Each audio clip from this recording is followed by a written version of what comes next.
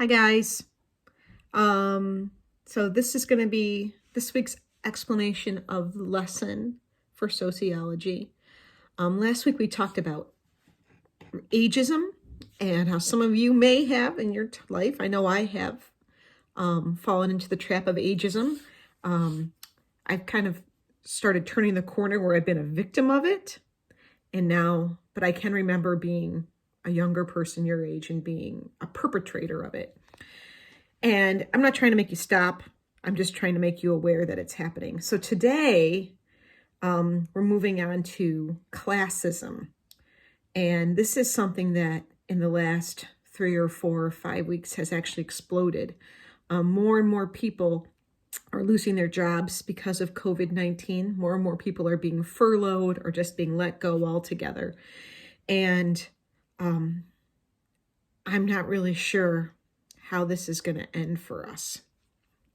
And I'm sorry. So anyhow, let's go through the lesson plan. So I start out kind of explaining how ageism was last week's assignment. And this week we're focusing on ageism. You're going to watch some clips from a documentary this is from quite a few years ago, called The Nation of Tribes. And if you want to watch the whole thing, you can. It's really good. But I've got a few that I need you to watch. The first clip from A Nation of Tribes, and this comes from PBS, is just an introduction to classism and how people make assumptions about class just by the way people look and the clothes they're wearing and their hair and the car they're driving. So this introduction is about 9 minutes long. It's a little bit shorter than that. So A Nation of Tribes, Introduction to Classism. Then you're going to be introduced to Tammy and her family. Tammy lives in Ohio, and Tammy is struggling. Tammy is working at Burger King. She's going to work at Burger King her whole adult life and is going to never, ever, ever change her salary. And it's going to be kind of the view of her life through her son's eyes and through her own eyes. And even at the end, how she still has goals for herself to move up in social classes. So you're going to watch this 7-minute clip. If you want to, you can watch this kind of like, where is she now? This is from a number of years later. It kind of recaps Tammy's story, so you can watch it from start to finish. But if you're like, I don't want to see her in her rundown trailer again, these little clips will show you where she was in this retelling. And it's about 7 minutes. The third thing you have to watch, you have to watch this, you have to watch this. You can watch this. And if you want, you have to watch this episode 7, All You Need Is Cash. And this is the telling of the story of people who are exceptionally wealthy. And how even when you're wealthy, you have buckets and buckets and buckets of money. Many people don't think that means that you actually have class, that you've moved up in social classes. So your job, and again, it's in bold print, is to react to this introduction to classes and classism. You got to react to Tammy's story and react to All You Need Is Cash. And again, there's kind of a leading question here. According to the commentators, according to the people that they talk to who are society writers and authors, is it true? Is it true that all you need is cash? Or is the acquisition of wealth enough to be considered upper class? And in that kind of view of these things, the introduction, Tammy's story, All You Need Is Cash, I need you to come up with a definition of classism. So your next job is to, and I don't like calling it play a game, I'm going to call it experience a simulation. You're going to experience a simulation of trying to live on minimum wage, trying to live in poverty. And the simulation is called playspent.org, and there's a link right here. So you'll follow this link to the simulation. And this was made by a conglomerate of churches, a collection of churches in North Carolina. And they would bring it to things like the Lions Club and the Rotary Club and PTAs, and have those groups of people who are relatively affluent try to live in this simulation on minimum wage or in poverty.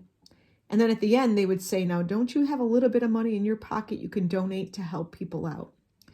So you have a couple of jobs to do here. You can see it says you will have the opportunity to experience the simulation twice. So you can do this twice. You will be able to, which means you don't have to, track your decisions and the impact of those decisions on the following pages. So I put a little worksheet here. What kind of insurance did you take? What job did you take? Where are you going to live? What kind of car are you going to have? You do not have to fill out those decision sheets. You will be able to track your decisions. You don't have to. You will need to, which means you have to, record the result of what happened to you. Did you have money at the end of the month?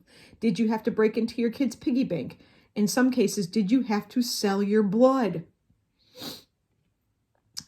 I want you to, as you're watching or experience this, to kind of watch your own physical reaction. As I played this, and I've played this a bunch of times, experience this, I could feel my shoulders going up to my ears. I could feel my heart beating. I swore at the screen more than once because stupid things happen. Like the neighbor kid broke the window on my apartment. Oh, I tried to join a union. Oh, that was so dumb in this case. There are times when the game gives you the option to ask a friend for help. So if you have, you need money to pay a bill, you can ask a friend. All you have to do is click on the icons for Facebook or Twitter. Do not fill them out. Don't write on there, hey, I need someone to take my dog off my hands, because then someone will come to your house and try to take your dog. Just clicking on it and then kind of Xing out of the window will be good enough. On the left-hand side of the page, when you play the game or experience the simulation, you're going to see your job strikes, like try to join a union. That's one strike. Come late to work because the bus is broken down. That's another strike. And after 3 strikes, you're fired. So here's the option where you can keep track of your decisions. You don't have to do this, but you can do this. But down here where it's in bold print, did you make it? You got to tell me if you made it through the month living on minimum wage. And you can do it twice. You can have your parents do it. You can have your friends do it. You can have your sister do it. It's kind of fun. It's a little stressful, but it is kind of a good distraction on how to survive. And your last job is to watch another episode of that show, 30 Days. And our ageism assignment, we watched it on trying to fight aging with that kind of jerky guy, Scott, trying to take human growth hormones and working out with his little trainer and all that jazz.